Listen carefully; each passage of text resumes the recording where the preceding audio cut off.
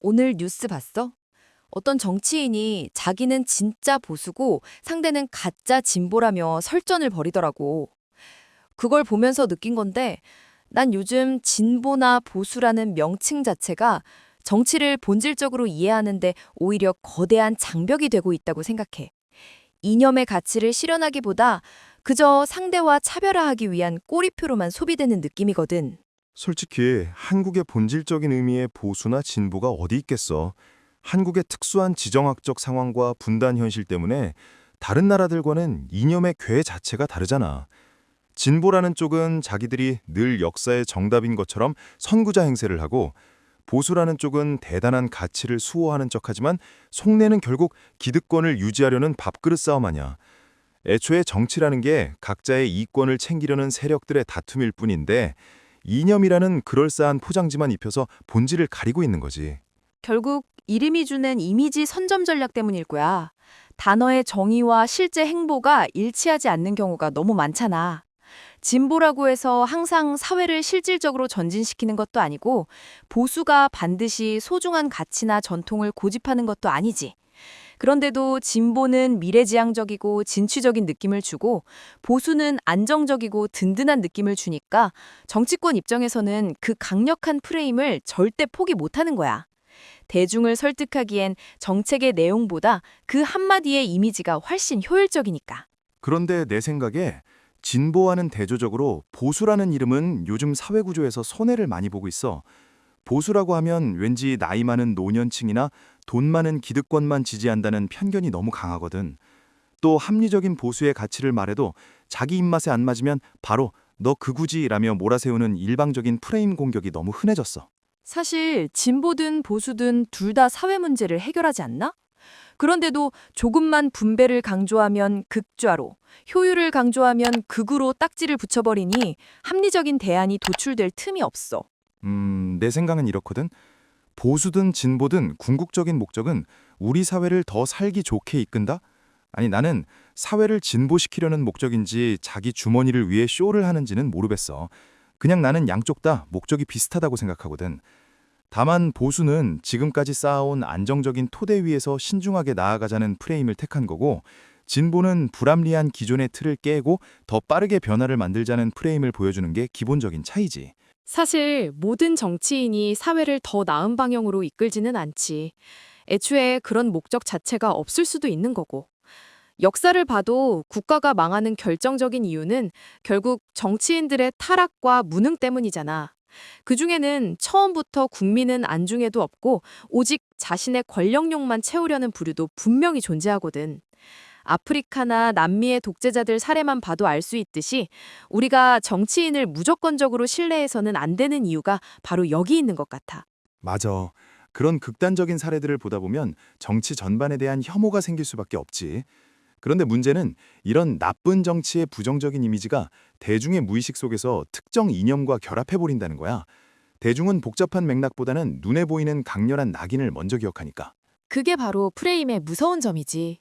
정치인 개개인의 일탈이나 특정 권력의 폭주가 어느샌가 그들이 내세우는 진보나 보수라는 가치 전체의 문제로 둔갑해버리잖아. 특히 우리나라는 이념적 대립이 워낙 격렬하다 보니 이런 식의 일반화와 낙인 찍기가 더 심한 것 같아. 바로 그 낙인의 측면에서 보면 현재 우리 정치가 진보와 보수로 나뉘어 있는 구도 자체가 보수에게는 애초부터 훨씬 불리한 싸움일지도 몰라. 역사 속의 잔혹한 독재 정권이나 저 멀리 이슬람 테러 단체들까지 죄다 극우라는 카테고리로 뭉뚱그려 몰아가는 경향이 있잖아. 사실 한국 정치 맥락에서의 우퍼와는 아무런 상관도 없는 존재들인데 단지 우라는 단어가 겹친다는 이유만으로 사람들이 보수에 대해 은연중에 부정적인 인상을 갖게 되는 거지. 이런 식의 언어 오염이 보수의 가치를 왜곡하고 설자리를 계속 좁히고 있어. 그래서 용어의 재정립이 반드시 필요하다는 거야. 보수라고 해서 복지 정책에 무관심한 게 아니고 진보라고 해서 국가의 번영이나 내실 있는 발전을 외면하는 것도 아니거든. 또 포퓰리즘이나 무조건적인 소위 약자계층 우대, 특정 지역에 대한 특혜 주장, PC 사상같이 문제 소지가 많은 것들을 퍼뜨리려는 게 진보는 아니잖아. 그건 진보가 아니라 또 다른 길로 가는 퇴보일 수도 있는 거고.